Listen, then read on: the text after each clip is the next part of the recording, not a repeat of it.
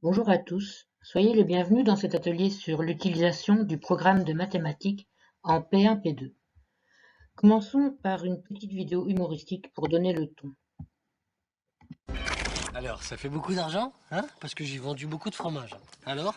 Alors, Gaspard, c'est plus possible. Avec tout ce que t'as vendu, il manque 12 deniers au moins. Ah zut, c'est pas de chance ça. Oui, bah non, ça peut plus continuer là, Gaspard. Bon, c'est pas une fatalité. Là, j'ai 5 fromages. Ah bon? Non, c'est des doigts, mais on va dire que c'est des fromages, d'accord? 1, 2, 3, 4, 5. Oui? Je sais pas, oui. J'ai combien de fromages là? 5? Mais non! Tu l'as dit tout à l'heure. Elle a dit tout à l'heure, j'ai 5 fromages. Oui, je l'ai dit. Bon, autrement, c'est pas grave. 1, 2. Les autres, on verra plus tard, d'accord? J'ai combien de fromages là? 5. Mais non! Mais bon Dieu de doigts, c'est pas compliqué quand même! 1, 2, ça, là, c'est 2. Ça, c'est 2. Oui, enfin, non. Là, il est tout seul, mais si t'ajoutes le pouce, ça fait 2. Ah, ça, c'est 2. Mais non, là, il est tout seul. Si t'ajoutes le... Non, mais c'est pas compliqué, mais arrête de bouffer, toi, aide-moi plutôt. Ah, surtout pas, ça risquerait de s'arrêter, là. Bon, ça, c'est 1. Oh, ça, c'est 1 et ça, c'est 2. 1, 2. Mais si tu en enlèves 1, ça devient 1. Et c'est pareil pour l'autre, tu comprends? Bon, ça, là, c'est 1. Non, c'est 2. Ça peut pas être 1, puisque 1, c'est ça. Et puis, merde! Oh! Hey, Isabeau! Ouh. Alors, François, Oui, je pense que ça, c'est 2. voilà! Voilà. Hey, Isabeau, il a compris, hein? Formidable! Cette vidéo nous montre toute la difficulté de faire comprendre une notion nouvelle si nous ne prenons pas le bon chemin. Le programme a tenté de tracer des chemins intéressants pour réfléchir aux bonnes pratiques à mettre en place. Les objectifs de cet atelier sont de vous aider à identifier les contenus présents dans ce nouveau programme, les changements par rapport au programme précédent, ainsi que des exemples de liens et croisements possibles. Nous ne sommes pas dans un atelier de didactique des mathématiques, ni de méthodologie, mais bien un atelier sur la prise en main de ce nouveau programme. Ce n'est pas pour autant qu'il n'y aura pas un ou deux commentaires plus didactiques ou méthodologiques, mais toujours dans le but de comprendre comment utiliser le programme. Cet atelier se déroule en 3 temps. Une présentation magistrale de la structure, de la philosophie générale, puis un arrêt sur chaque champ. Un moment individuel avec un jeu de recherche dans le programme. Et enfin un moment d'échange pour que vous puissiez poser toutes vos questions à propos du programme de mathématiques. Pour débuter la présentation, un petit jeu pour retrouver la structure générale du programme de maths. Pour cela, je vous invite à flasher le QR code présent à l'écran ou à vous rendre à l'adresse indiquée dessous. Qu'est-ce qui vous interpelle dans ce sommaire? Le nom des champs a été modifié afin de mettre clairement en avant l'évolution entre le fondamental et le secondaire. Ce que nous appelions jusqu'à présent les nombres ou les nombres et opérations devient de l'arithmétique à l'algèbre, pour montrer toute l'importance du travail sur les nombres, sur leurs propriétés, sur les opérations, pour pouvoir entrer sereinement par la suite dans l'algèbre, qui est la formalisation, la généralisation de tout ce qui a été travaillé avec des nombres. L'histoire du mot algèbre explique très bien ce processus. Un sultan avait demandé à Al-Khwarizmi d'écrire un ouvrage reprenant tous les problèmes de la vie quotidienne et la résolution de ces problèmes.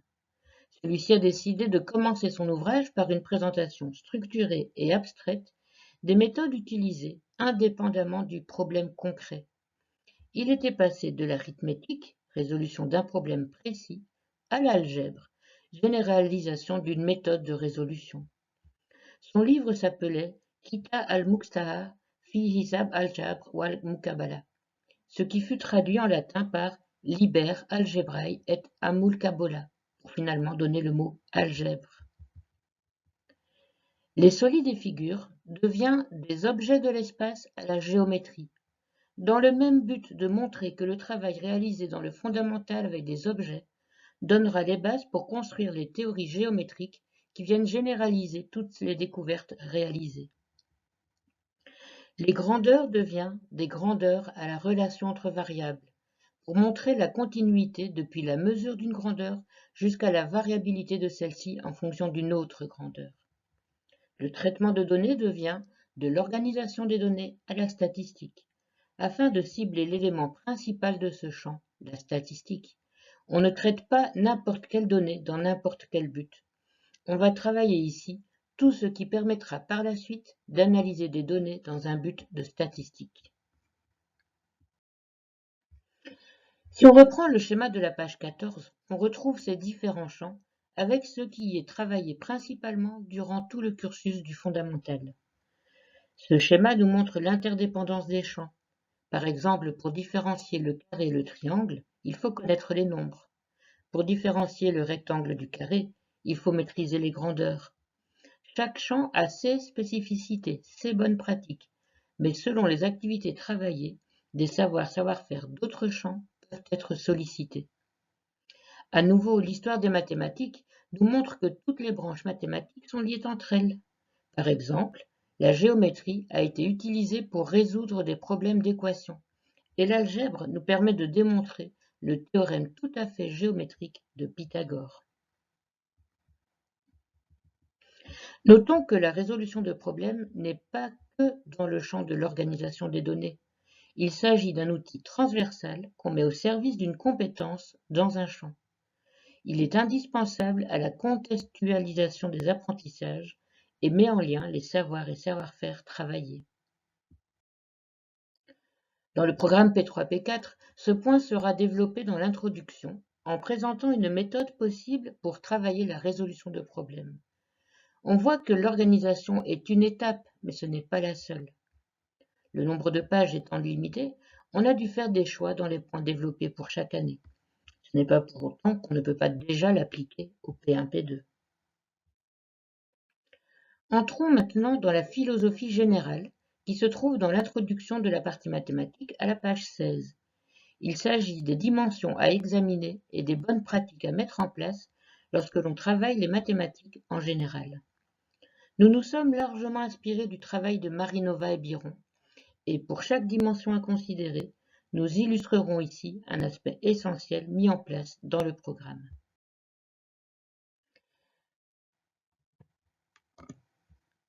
La nature de la tâche proposée, le rôle de l'enseignant, le contexte social de la classe, les outils mathématiques comme soutien d'apprentissage, l'équité et l'accessibilité.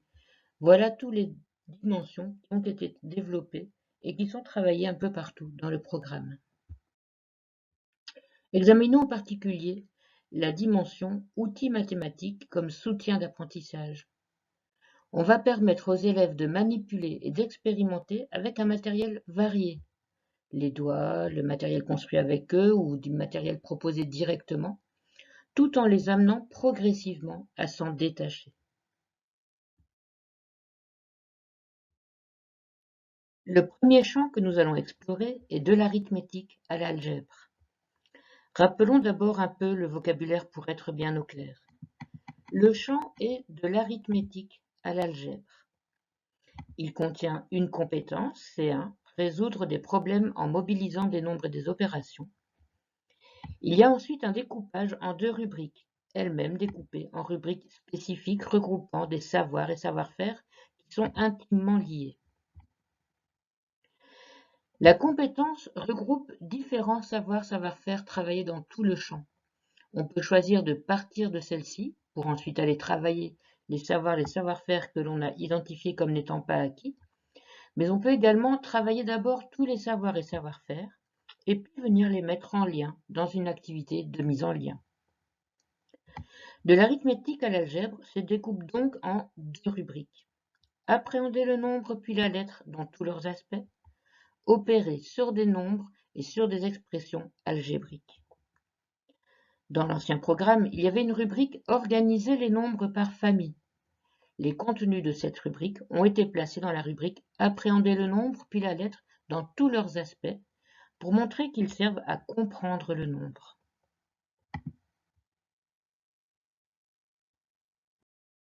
Dans l'introduction du champ, on retrouve un tableau permettant de voir l'évolution des notions principales. On y voit ce que l'élève connaît déjà en arrivant, ce qu'il a appris en maternelle, ce qu'il va apprendre en P1, P2 et ce qu'il apprendra par la suite en P3. Ces éléments de continuité sont présents dans chaque introduction de chaque champ par rubrique. Ainsi, pour la rubrique « Opérer sur des nombres et sur des expressions algébriques », en maternelle, l'élève a associé les opérations à des situations concrètes et a développé le vocabulaire lié.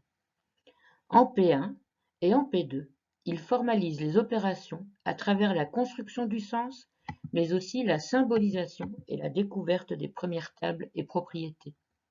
En P3, des procédures de calcul vont apparaître et le calcul écrit s'installera progressivement. Il s'agit là des grandes lignes, bien sûr. Les balises contiennent plus de détails pour chaque rubrique spécifique. Avant de rentrer dans le vif du sujet, nous avons d'abord voulu relever les difficultés récurrentes que présentent certains élèves dans la construction des nombres et des opérations. Nous vous invitons à aller jeter un œil en page 20 pour plus de détails. Pour n'en citer que quelques-unes et qui vont certainement vous parler, peu de représentation mentale, mauvaise compréhension du système décimal, difficulté pour mémoriser les faits numériques de base.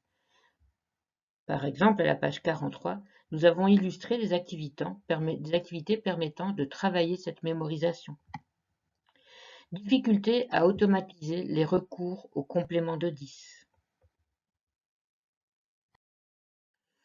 Un lien peut être fait ici avec les fonctions exécutives dans le volume 1 aux pages 66-67. En effet, travailler les automatismes de calcul, c'est permettre d'économiser sa mémoire de travail en évoquant rapidement des savoirs acquis. L'introduction contient également des facteurs favorisant l'apprentissage ainsi que des renvois vers les pistes illustrant ces facteurs. Par exemple, schématiser pour caractériser et modéliser, partir du terrain sans y camper, s'appuyer sur du matériel pertinent et apprendre à s'en passer, construire des représentations mentales, schématiser pour catégoriser et modéliser, travailler le sens des opérations avant de symboliser, mémoriser pour diminuer la charge mentale, accorder de l'importance à la stratégie de résolution plutôt qu'au résultat. Aux pages 24 et 25, on a illustré le fait de schématiser pour catégoriser et modéliser, par exemple avec cette activité de mise en lien, les histoires mathématiques, où on montre le passage par le dessin, puis le schéma, pour ensuite arriver à la modélisation. Accorder de l'importance à la stratégie de résolution plutôt qu'au résultat, c'est se travailler une bonne stratégie de calcul pour permettre de dégager de l'espace mental. C'est ce que l'on fait à la page 45. Lors des activités qui travaillent ces stratégies, il est intéressant de donner à l'élève le résultat du calcul pour ensuite se focaliser sur la stratégie qui permet d'arriver à ce résultat. On a aussi ici une des dimensions de Marinova et Biron, qui est le contexte social de la classe, car on va essayer de mettre en avant toutes les stratégies utilisées par la classe et pas uniquement les stratégies de l'enseignant. L'écriture des nombres en mots est-il présent dans le champ de l'arithmétique? Eh bien non. Pourtant, l'ancien programme mettait ce savoir-faire dans la discipline mathématique. Or, il s'agit là de français. C'est de l'orthographe d'usage. Attention cependant, cela n'est pas explicitement écrit dans le programme de français. Cela fait partie des mots de vocabulaire à travailler. Le tracé des chiffres, est-ce là des mathématiques? Eh bien non, il s'agit plutôt de graphisme. Cependant, en annexe à la page 104, un petit paragraphe rédigé par notre collègue conseiller pédagogique pour le français vous indiquera le tracé à utiliser si nécessaire.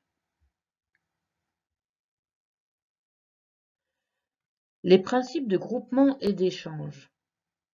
On est bien dans le champ des nombres, et plus particulièrement la rubrique spécifique 1.1.2, dire, lire et écrire des nombres dans la numération décimale de position en comprenant son principe.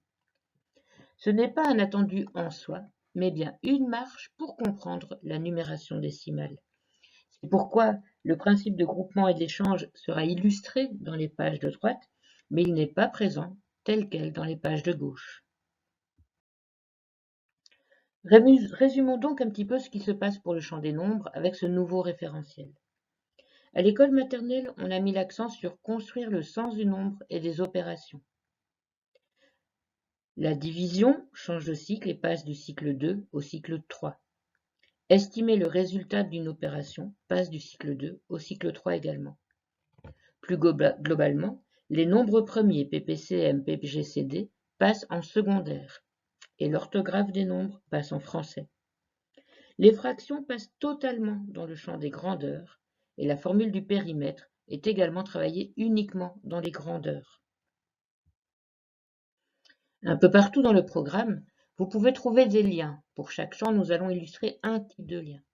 Par exemple, à la page 29, la première piste est une activité durant laquelle la visée transversale 5, découvrir le monde scolaire, la diversité des filières et des options qui s'ouvrent après le tronc commun, et mieux connaître le monde des activités professionnelles, peut être travaillée à travers cette activité sur les nombres naturels lorsque l'on cherche les nombres que l'on connaît dans la vie quotidienne.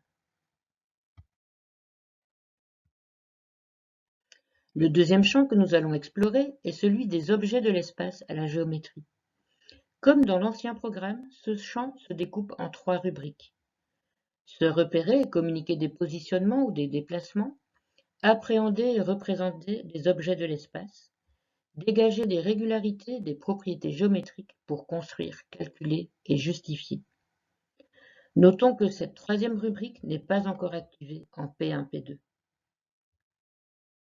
Dans l'introduction, nous avons développé quelques facteurs favorisants pour aider à aborder ce champ. Ainsi, pour travailler le repérage, il est important de faire prendre conscience aux élèves de leur regard et du changement de point de vue. On va également les amener à exploiter l'espace de vie, respecter ces étapes du développement. Pour les solides et figures, on va exploiter la nature, utiliser l'art et passer de ce que je vois à ce que je sais. Faire prendre conscience aux élèves de leur regard et du changement de point de vue. Cette prise de conscience va se faire à travers des activités comme celle de la page 55, où l'élève va être amené à placer sur une maquette des éléments pour reconstituer un décor qui sera décrit par un autre élève. Il va devoir donc se placer dans la peau de l'autre élève qui aura un point de vue différent. Utiliser l'art, c'est ce que nous avons illustré à la page 67, en utilisant les littémas, qui est une sorte de décoration murale africaine. Les solides sont-ils toujours bien travaillés en mathématiques? Oui, on les retrouve bien à la rubrique spécifique 2.2.1, reconnaître, comparer des solides et des figures, les différencier notamment en les organisant. Les solides qui seront travaillés seront le cube, le parallélépipède rectangle, le cylindre et la sphère. Le référentiel a choisi de ne plus parler de la notion de boule et de n'utiliser sphère que l'on parle de l'objet plein ou uniquement de sa surface. Tracer à l'aide de la latte sur du papier vierge un segment de droite dont la mesure est donnée. Cela est-il présent dans ce champ de la géométrie? Tracer des figures simples est bien travaillé en P1, P2, mais pas un segment de droite, et surtout pas dont la mesure est donnée. Les techniques de traçage sont dans la compétence articuler en contexte les caractéristiques puis les propriétés des solides et des figures, les procédés de construction et de traçage, mais le traçage n'apparaît dans cette compétence qu'à partir de la P3, P4. De plus, on ne trace pas dans le vide, mais bien dans un but précis. On va utiliser du coup plusieurs savoirs ou savoir-faire, issus entre autres des grandeurs pour la mesure et de FMTT pour l'utilisation de l'outil. Associer une image initiale à sa reproduction symétrique, cela est-il toujours bien présent en géométrie? Oui, mais uniquement à partir de la P3, P4. En P1, P2, on travaille la notion d'axe de symétrie dans une figure ou un motif. Résumons donc ce qui se passe pour le champ des solides et figures avec ce nouveau référentiel. L'accent en maternelle sera mis sur l'utilisation du vocabulaire spatial et géométrique, la manipulation et la construction du matériel avec du matériel pour les solides et figures. Par contre, tracer des figures passe de la maternelle à la P1. La reproduction symétrique d'une image passe au cycle 3. L'agrandissement, la réduction également. Les cônes, les pyramides aussi. Les coordonnées disparaissent, on va parler plutôt de quadrillage non codé puis de quadrillage codé, et la perspective cavalière passera en secondaire. Dans ce champ, nous avons choisi d'illustrer un lien vers EPC. Dans le deuxième bandeau, en haut de la page 56, vous voyez apparaître une poignée de main. Cela signifie qu'il y a un lien possible avec la partie EPC. En effet, les élèves vont devoir défendre leur point de vue d'une situation tout en tenant compte de la position différente que peuvent prendre les autres élèves.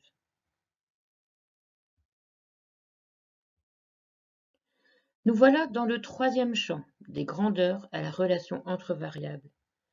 Contrairement à l'ancien programme qui découpait ce champ en 2 rubriques mélangeant un peu de tout, le référentiel le découpe en 5 rubriques plus précises. Concevoir des grandeurs, tout ce qui concerne la comparaison des grandeurs pour les comprendre. Agir sur des grandeurs, tout ce qui concerne la mesure et l'estimation des grandeurs. Opérer sur des grandeurs, à partir des mesures réalisées, on va calculer d'autres mesures telles que le périmètre. Agir puis opérer sur des grandeurs, contient tout ce qui concerne les fractions, et mettre en relation des grandeurs, tout ce qui concerne la proportionnalité directe.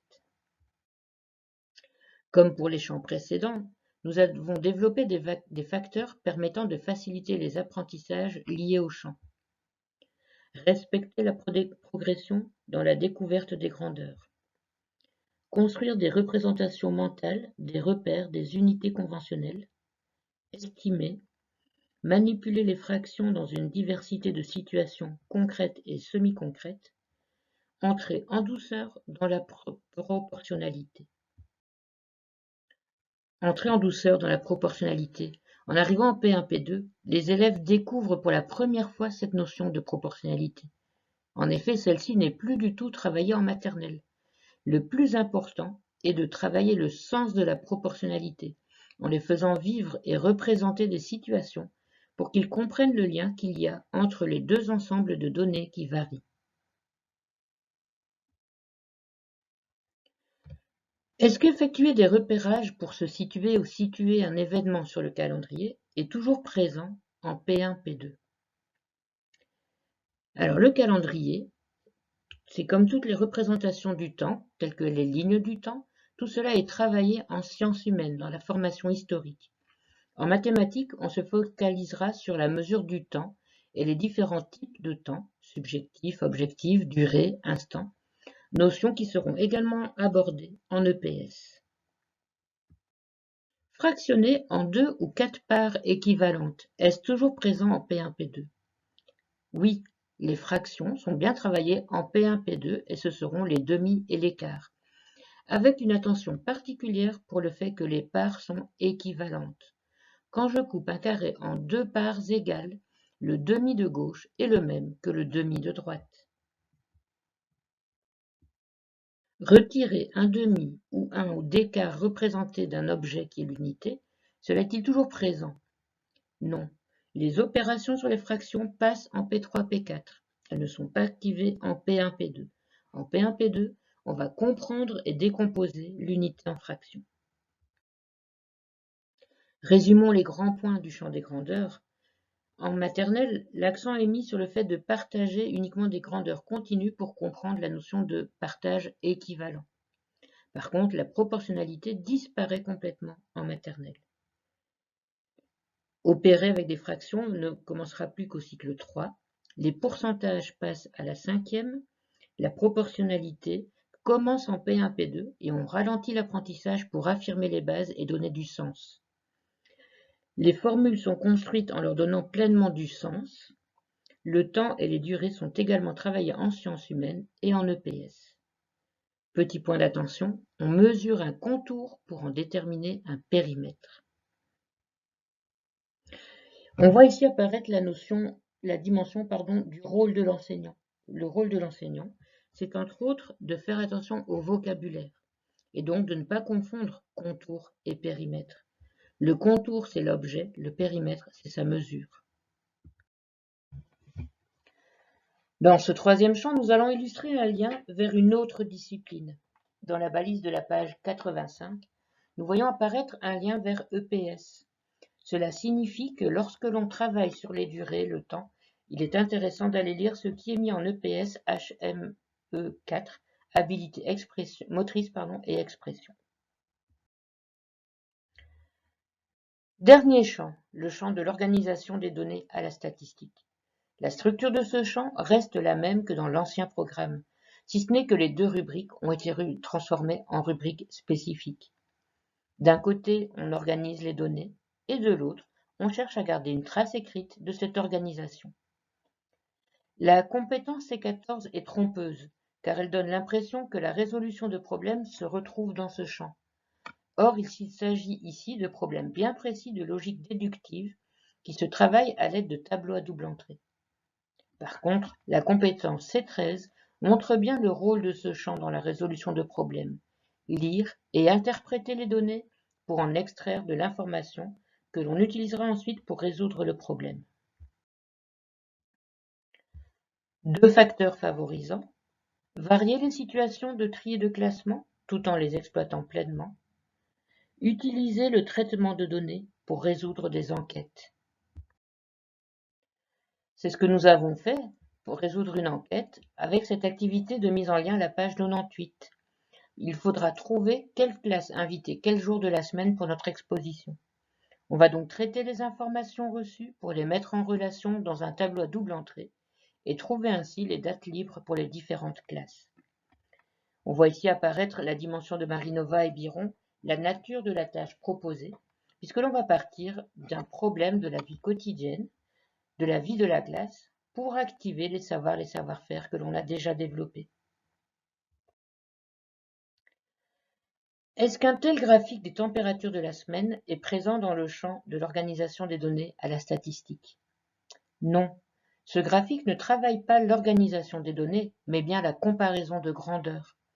En effet, on n'a pas créé des classes regroupant les données ayant des points communs pour ensuite comparer la taille de ces classes. On compare la température du lundi avec la température du mardi. Les suites logiques sont-elles présentes dans le champ de l'organisation des données à la statistique? Non.